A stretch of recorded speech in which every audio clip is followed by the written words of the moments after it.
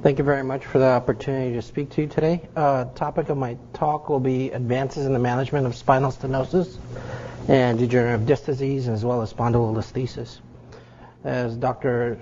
Feldman already went over, spinal stenosis is a very common condition in the United States, with a large proportion of the patients requiring surgery over the age of 65. The symptoms, in summary, are primarily neurogenic claudication, which include leg heaviness, weakness, numbness, and pain.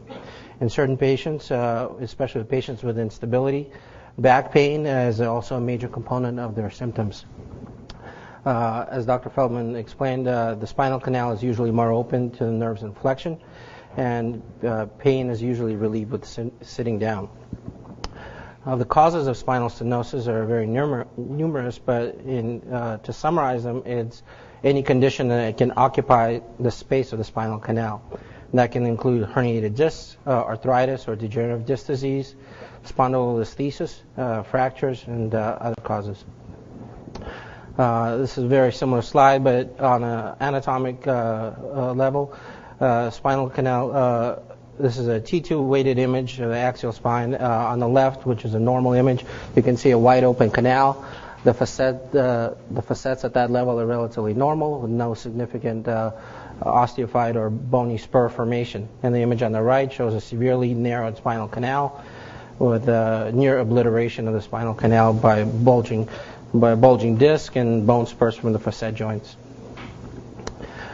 All these conditions combined lead to spinal stenosis, or narrowing of the spinal canal. And one of them that we'll focus a little bit more is spondylolisthesis. Now, to further understand spinal stenosis, we have to understand where it occurs. And the spinal cross-section area of the spine, the three main areas that stenosis will occur is the central area, as outlined in blue, the subarticular area, which is the area under the behind the facet joint, and that's in pink and green, and the foraminal region, which is yellow. And the location of the stenosis will help determine the type of treatment that will be necessary for the patient. The management of spinal stenosis is varied, and as Dr. Feldman mentioned, the conservative treatment is usually the first line of treatment for all these patients. And it includes anti-inflammatories, physical therapy, chiropractic care, bracing. A lot of times activity modification and weight loss are very important. Once the patient has failed these, the next line in management is the epidural steroid injection, as well as selective nerve root blocks. And these can be usually performed up to 3 times in a year. And it involves placement of a needle in the epidural space, usually performed under local anesthesia. If all these conservative treatments fail, then surgery becomes an option, and surgery can vary from a laminectomy or an X-stop procedure, as Dr. Feldman described, and occasionally a fusion procedure is indicated. Fusion can be performed traditionally through a posterior approach, but newer advances in minimally invasive anterior surgery as well as direct lateral procedures are also available that we'll talk about. A little bit about spondylolisthesis as a common cause of spinal stenosis. What it is an unstable movement of the vertebra, of the superior vertebra on the inferior. It's usually caused by a degenerative fracture or instability. And the fracture in question is the pars interarticularis, which is in the posterior elements of the spine. As a result of this, the superior vertebra slides forward and causes abnormal motion between the two vertebrae. This abnormal motion puts stress on the nerve roots and on the facet joints, leading to arthritis. In addition, patients with spondylolisthesis a lot of times have symptoms of back pain. Traditionally, classic spinal stenosis, patients do not have any significant back pain. Most of the pain occurs in the legs, worse with walking or standing.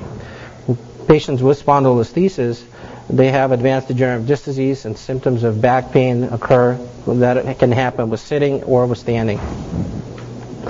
This is a anatomic slide, which is a slide through the sagittal spine. This is a patient with a grade 1 spondylolisthesis. You can know the nerve root in the foramen superiorly. As a result of the abnormal motion between the two vertebrae, The disc fragments protrudes posteriorly and significantly narrows the neural foramen. In addition, this abnormal motion causes increase in forces on the facet joint and causes bone spur formation and hypertrophy of the facet joint.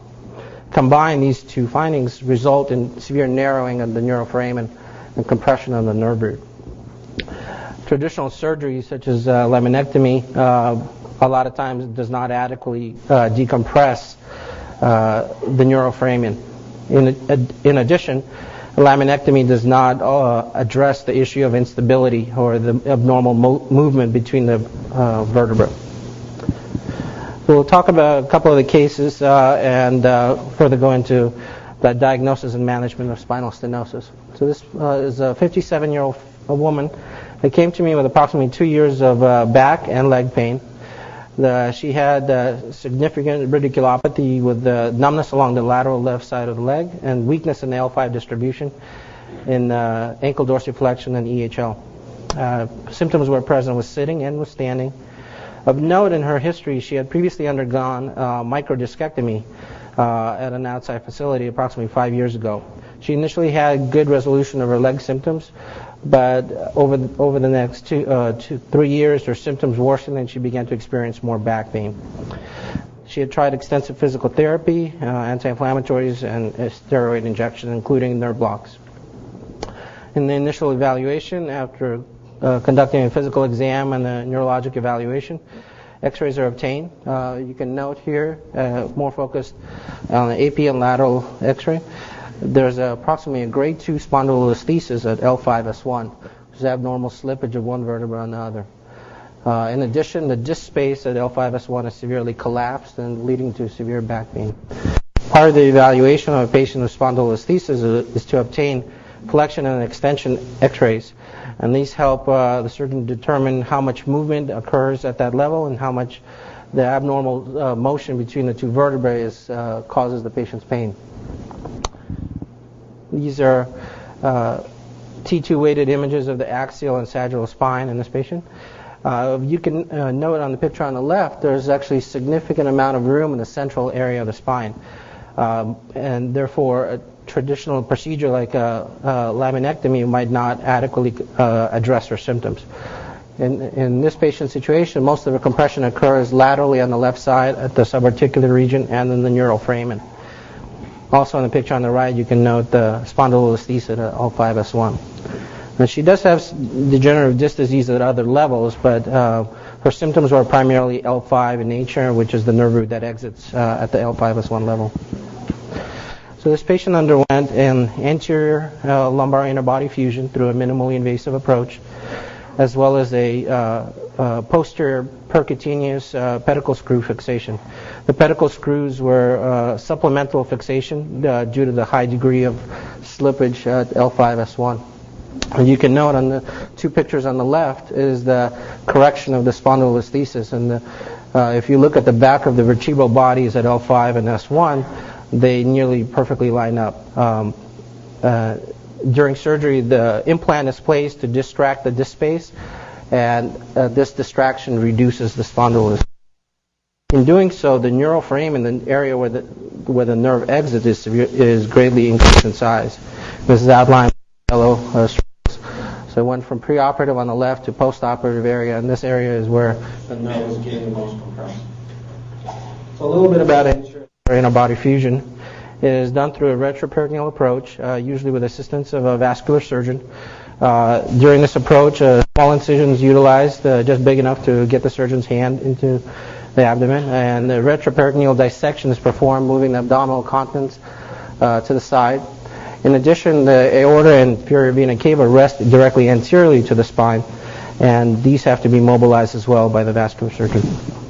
And once the retractors are placed, the disc is completely removed, and in its place, a large graft can be placed. This can be from a cadaver or through a highly dense plastic called PEEK. In addition, percutaneous screws can be added at the surgeon's discretion if they feel there's a lot of movement or instability at that level. Now, the advantage of this procedure is that it avoids doing the traditional posterior surgery. There's minimal trauma to the muscles and the bone. The dissection is all performed in between muscular planes, so no muscles are cut during the exposure. It allows for complete visualization and removal of the disc, and therefore a large implant can be placed and correct the spondylolisthesis. Well, you can see this is a very busy slide, and there's quite a few important structures in front of the spine, and this leads to the disadvantages. There's significant manipulation of the blood vessels and the organs, and vascular injury is the most serious and potentially devastating risk of this surgery. Some studies done about anterior exposure in the early years, in the first study in 1993, you can see the vascular injury rate was very high, at 15.6%. Common iliac vein tears were being the most common. As surgeons have become more experienced and familiarized with this procedure, the complication rate has decreased, but it's still quite significant, at nearly 2%. Due to these high complication rates, alternatives were sought for achieving spinal fusion with less trauma to the spine or less risk. So a procedure called the XLIF, which is a lateral inner body fusion, has been developed. It's a lateral approach to the spine. It also utilizes the retroperitoneal space, but instead of going anteriorly, plane is made just lateral to the body. It utilizes neuromonitoring to gain access to the spine from the side through the psoas muscle, and the psoas muscle is directly lateral right here. The advantages of this procedure is that it is a minimally invasive procedure. A large interbody graft can be placed, and the importance of the large graft is that it can help restore the degeneration and the disc collapse between the two vertebrae. And there's no ligamentous or bony structures that are resected, as would be in the posterior surgery. The disadvantages is that it cannot be performed at every level. At L5-S1, the iliac crest gets in the way of the exposure, and the alternatives to the surgery have to be sought. And as in the first patient, a lot of times at L5-S1, an anterior exposure is necessary. Also, the dissection goes through the psoas muscle, so transient hip flexion weakness and anterior thigh pain can happen. Usually it resolves by 4 weeks after surgery. The advantages of this procedure is that it's much shorter, much less traumatic surgery. Average time for the surgery in this study was about 74 minutes. It can range 1 to 2 hours. Patients do significantly better. They're able to get up 1 day after surgery, and usually are discharged in 1 to 2 days with significantly less risk. The typical blood loss in this kind of surgery is less than 30 cc's. The way the surgery is performed, the patient, after being placed under general anesthesia, is positioned on their side in the operating room, and then the table is bent to allow for the ribs to separate from the iliac crest. And this allows for visualization and space for the surgeon to work in. Under X-ray guidance, the disc is marked, and the skin is incised. Usually, the usual procedure involves performing 2 incisions. The one on the right here is directly lateral over the disc space, and the one posterior allows the surgeon access to the retroperitoneal space safely. Once the retroperitoneal space is accessed, the gentle finger dissection allows for mobilization of the abdominal contents, and then dilation can be carried down directly onto the psoas muscle.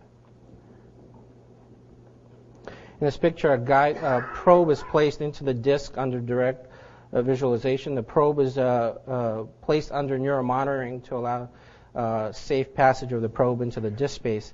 And then dilation is carried out over this probe so that the psoas muscle is not violated. It is gently stretched with serial dilators that allow for the muscle to be spread atraumatically. Once the dilators are placed, it allows for visualization of the disc. Now, the benefit of this procedure, that even though it's a minimally invasive procedure, the surgeon still has full visibility of the discs and the full working area to perform the procedure safely. Once the complete disc is removed, interbody graft is placed, as in the picture on the right. The graft is usually packed with either cadaveric bone or calcium crystals and bone morphogenic protein, which helps stimulate growth between the two segments. A picture on the left is the typical size of the graft, and this is a very large graft. It allows for a large area for bone to grow across. So the goal of this procedure is to achieve a fusion or growth of bone between the superior and inferior vertebra. And usual incision is on average about 2 inches in length. We'll talk about a couple of the cases, the patients that demonstrate this technique. The first woman is a 62-year-old female. She presents with approximately 3 years of severe back and leg pain. Pain is present with sitting and with standing. The distinguishing feature of spondylolisthesis is that there's a great amount of back pain, and usually the pain is not dramatically relieved with sitting down. She had no improvement with traditional therapy. Of note, she had a prior posterior procedure at L4-5, where traditional posterior lumbar fusion performed at UCLA. She was referred here for a higher level of care, of course. Of note, she initially had improvement after her first surgery. These are the preoperative MRI and postoperative immediate X-rays after her surgery at UCLA. You can note there's mild to moderate stenosis at L4-5 and a grade 1 spondylolisthesis at this level. The surgeon did a good job performing the fusion with posterior screws and grafts in between the vertebrae. However, posterior procedures do have a known complication rate of developing disease at adjacent levels, and that can be as high in literature as 10 to 15% in certain cases. And this is exactly what happened in this patient. So at just 3 or 4 years after the surgery, she presented with a solid fusion at L4-5, but now she's developed instability and a spondylolisthesis at the level above that fusion. You can see at L3-4 she's got a slip vertebra. MRI of the spine at that level, a T2 image of the sagittal and axial cuts reveal the spondylolisthesis on the right, but in addition you can see that there's a large bulging disc causing moderate to severe stenosis centrally.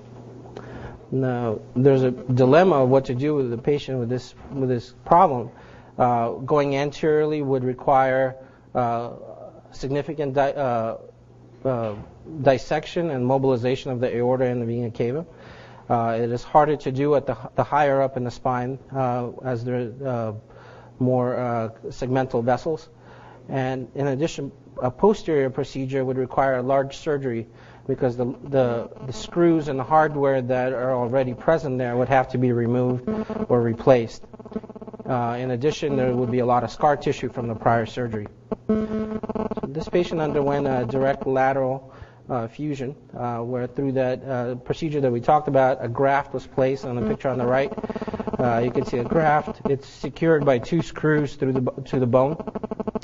What you can also note is that there's nearly complete reduction of the spondylolisthesis, and the back of the vertebra of L3 and L4 nearly completely line up.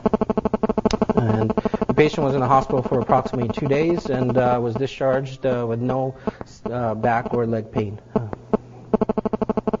Another patient is a 37-year-old male, presented with symptoms of back and leg pain. Again, a failed conservative treatment.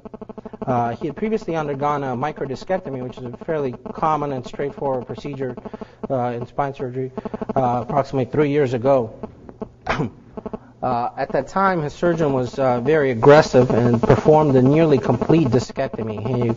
He had removed nearly most of the disc.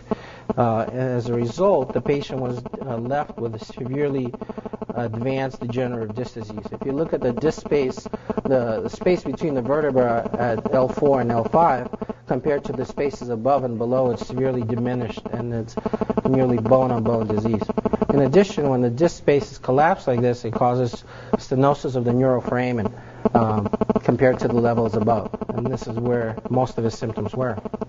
On the MRIs, the sagittal and axial spine, again, you can see there's significant room centrally, but on the right side, there's severe subarticular and foraminal stenosis.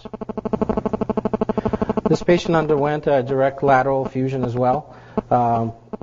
Through a minimal invasive approach. The disc was completely removed and a spacer was placed. It allowed for distraction between the two vertebrae, L4 and 5. He was in the hospital for about 1 day, and he was able to return to work as a truck driver within 2 weeks after surgery. So in conclusion, lumbar spinal stenosis is a degenerative condition. It results in compression of the neural elements, and symptoms of leg and back pain, weakness, and numbness can develop. Patients who have failed conservative treatments, newer minimally invasive procedures, such as minimally invasive decompression and the X-stop procedure, offer a means to relieve the patient's symptoms. The newer procedures, such as minimally invasive A-lift and X-lift, provide remarkable benefits and quick recovery to full function. Thank you.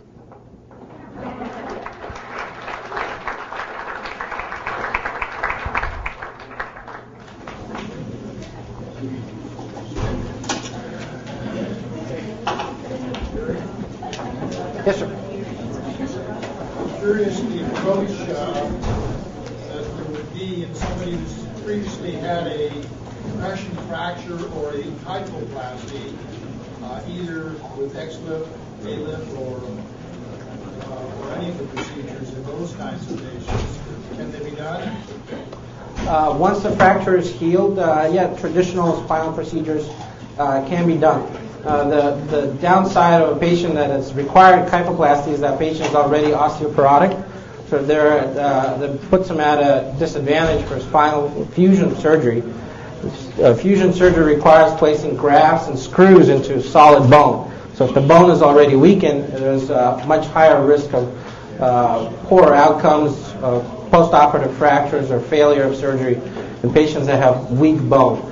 For patients with advanced osteoporosis, a lot of times we try to abstain undergoing fusion procedures and do more traditional laminectomy or X-stop procedures. Where does a bilateral foraminotomy come into this picture? It's part of the traditional laminectomy. So during laminectomy, a foraminotomy can be performed at the same time. And it does increase the space of the foramen by removing some of the bulging disc and some of the osteophyte. But if the foramen is very collapsed from a degenerated disc, you cannot restore the height or the overall area of the foramen with a foraminotomy as much as you could by directly distracting or increasing the space through it. By pushing the space up, you increase the Correct. diameter of the foramen. Correct. On several of the slides from both of you, you indicated conservative management, including physical therapy, which failed or worse, would be the indication of conservative physical therapists that will be experienced as to what kind of therapy the patients management decided that they would have surgery. Some of the newer research are actually including spondylosis, stenosis, and so on, is dependent somewhat upon pursuit of leadership and also being able to help. And that if that was not addressed, then possibly the physical therapy would not be effective. Comments on? I basically agree that. I'm also a visitor here, so. Well, you're welcome to teach all of our physical therapists how to do this correctly. No, but all patients should have certainly strengthening program that should have and address any issues that the therapist feels they can help them. But typically, I send my patients for a back strengthening, a pelvic stabilization program, abdominal strengthening. By unload, you can dynamically, as you know, unload your back by strengthening the muscles around the back. And to me, that's the best conservative option that the patient has. You need to unload your spine in some way, and you either do it dynamically or weakly. So I encourage all my patients, no matter how old they are, what their pathology is, to have an aggressive back strengthening exercise program. And that's what they can do to make themselves as good as they can be. And then we take care of the rest.